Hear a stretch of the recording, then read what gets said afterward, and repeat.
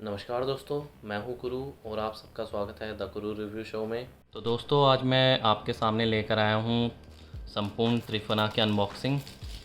और साथ के साथ मैं इसमें आपको बताऊंगा कि क्या क्या नॉवेल्टीज़ मिली हैं और बोनस कंटेंट के नाम पे कौन से पेजेस दिए गए हैं। तो चलिए पहले नॉवेल्टीज़ देख लेते हैं। ये है मैग्नेट स्टिकर, काफ़ी अच्छा मैग्नेट स्टिकर है। तो इसको साइड रखता हूँ। ये है नोटबुक नागराज की। तो एक बार इसको खोल के भी चेक कर लेते हैं कि कैसी है ये अंदर से। पिनविल बुक्स, तो ये इस तरह की है। नागराज की नोटबुक दे रखी है एक छोटी सी।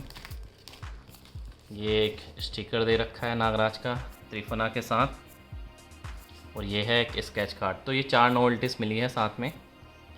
और ये है आपकी संपूर्ण त्रिफला। इसका अगर आप संख्या देखेंगे तो 2655 है। तो चलिए अब मैं इसको अंदर से देखता हूँ। इस बार बोनस कंटेंट बोला है कि कुछ पेजेस इंक्लूड किए हैं। और ये देखिए मनोज गुप्ता की पेशकश संपूर्ण त्रिफला। तो ये अच्छा लग रहा है। ये एक पेज इन्होंने ऐसे ऐड किया है। यहाँ पे इन्होंने डिटेल्स दी है संपूर्ण त्रिफला करके कि क्या क्या किस किस ने क्या क्या काम किया है। और यहाँ पे आप देखिए 2 जनों का नाम है खाली, राजकुमार गुप्ता और मनोज गुप्ता जी का। और ये नागराज त्रिफला की जकड़ में और साथ में नागपाशा। और सेम ये कवर में भी आप देख सकते हैं ये है। तो बोनस पेजेस के नाम पे 3 पेजेस तो हैं, चौथे में थोड़ी ऐसी डिटेल्स लिखी है। और ये चीज़ इन्होंने एक न्यू इंक्लूड किया है जो है राजपृष्ठ।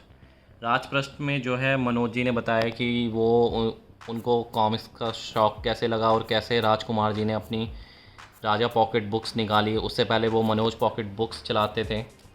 मनोज पॉकेट बुक्स के बाद भाइयों में राज जी के अपने आपस में भाइयों में कुछ लड़ाई हुई। उसके बाद उन्होंने कसम खा ली कि मैं मनोज नाम कभी नहीं रखूँगा अपनी, यानी कि किसी भी चीज़ में यूज़ नहीं करूँगा। तो उन्होंने राजा पॉकेट बुक्स के से एक नई कंपनी स्टार्ट करी। और यहाँ पे मनोज जी के ने अपने बारे में लिखा है कि उन्होंने कौन कौन सी कॉमिक्स से बचपन में पढ़ी, 7 साल की उम्र से लेकर 14 साल तक की उम्र में। और फिर एक टीम बनाई गई। तो उनके साथ तरुण कुमार वाही भी थे, योगेश मित्तल जी, रतन प्रकाश सील, एस.सी. बेदी और शशि शलभ भूषण जी ने की टीम थी जो पहला सेट लेकर आए थे। ये मनोज जी ने अपनी तरफ से जानकारी दी है। तो ये कितनी सही है ये तो मेरे को भी नहीं पता, क्योंकि काफ़ी मैंने सुना है कि संजय गुप्ता जी ने भी काम किया इस पर, मनीष गुप्ता जी भी शायद थोड़े बहुत काम किए होंगे। तो ये अभी पता नहीं कि किस किस ने काम किया, पर ये मनोज गुप्ता जी ने अपना व्यू दिया हुआ है। और ये देखिए ये है बुकमार्क, इसमें नागपाशा है और ये है नागराज। तो वहीं सेम फ्रंट कवर का ही बुकमार्क बना दिया है, यहीं पे स्केच कार्ड में भी यहीं यूज़ कर ले। तो एक चीज़ मुझे लगता है कि इनको जो है स्केच कार्ड में कुछ और आर्ट देना चाहिए। फ्रंट कवर वाली ही ये हर बार छाप लेते हैं। और दोस्तों इन्होंने एक चीज़ और की है। इन्होंने क्या किया है, जो फ्रंट कवर था, फ्रंट कवर के बाद सीधा बैक कवर भी साथ में अटैच कर दिया है। तो ये मुझे लगता है कि ये बैक कवर बैक में ही होना चाहिए, पर इन्होंने यहाँ पे फ्रंट में ही दे दिया इसको भी। तो ये काफ़ी कन्फ्यूज़न क्रिएट करता है और ये ऐसा नहीं होना चाहिए। तो इसके बाद हम आते हैं, चलिए एंड पे। ये ग्रीन पेज इसी का हिस्सा है महायुद्ध कॉमिक्स का।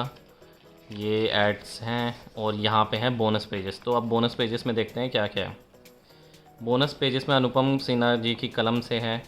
अनुपम सिन्हा जी ने बताया कि खजाना सीरीज़ के बाद जो है नागराज ने की काफ़ी कॉमिक्स आई, क्राइम किंग, स्नेक पार्क वगैरह वगैरह, राज का राज। तो अनुपम जी को लगा कि नागराज डिस्कनेक्टेड हो गया है नागदीप से और कुछ पुराने टाइप का कुछ नहीं है इसमें, जैसे पौराणिक कालों में होता है। तो उन्होंने इसलिए जो है एक न्यू सीरीज़ सोची, जिसका नाम उन्होंने बाद में सोचा त्रिफला। त्रिफला सीरीज़ उन्होंने पूरी बनाई और इसमें इन्होंने विशर्पी का रोल भी इंक्लूड किया, क्योंकि उनको लगा कि विशर्पी जो थी वो ज़्यादा यूज़ नहीं हो पाई विशर्पी की शादी के बाद। तो इसलिए उन्होंने खजाना सीरीज़ और विशर्पी की शादी के बाद त्रिफला सीरीज़ में विशर्पी का ज़्यादा यूज़ किया। तो ये है अगला पेज। इसमें ये बताया गया है कि महायुद्ध का ये जो है सीरीज़ का अंतिम कॉमिक्स का प्रमोशनल पोस्टर था। ये पोस्टर आया होगा शायद उस टाइम पे महायुद्ध का, ये आप देख सकते हैं। और ये प्रमोशनल फ्लैक्स हैं। यहाँ पे बताया गया है कि कैसे कैसे जो है संपूर्ण त्रिफला का जो कवर पेज है उसका आर्ट बनाया गया। तो ये स्टेजेस लिखी हुई हैं कि पहले स्टेज में इंकिंग और ये ऐसे किया गया, दूसरी में कलर किए गए, तीसरी में रंग सज्जों का अंतिम चरण और एक स्पेशल इफ़ेक्ट्स वगैरह डाले गए। इसके बाद इंक गैलरी है। इंक गैलरी में 3 पेजेस हैं। एक पेज ये है, दूसरा ये है और तीसरा है विशर्फी और नागराज वाली शादी का। इसमें इंक गैलरी भी दी है। तो मुझे इंक गैलरी का इतना समझ में नहीं आया कि इंक गैलरी क्यों है, और बोनस पेजेस के नाम पे मुझे लगता है कि कुछ ज़्यादा ख़ास नहीं है। तो अगर आपको दोस्तों मेरा ये रिव्यू अच्छा लगा हो, फर्स्ट लुक रिव्यू, और बाकी जो मैंने आपको जानकारी दी है, तो आप इस वीडियो को लाइक करें और शेयर करें और सब्सक्राइब करें, साथ में नीचे कमेंट भी करें। अब मैं मिलूँगा आपसे अपनी अगली वीडियो में, तब तक के लिए धन्यवाद।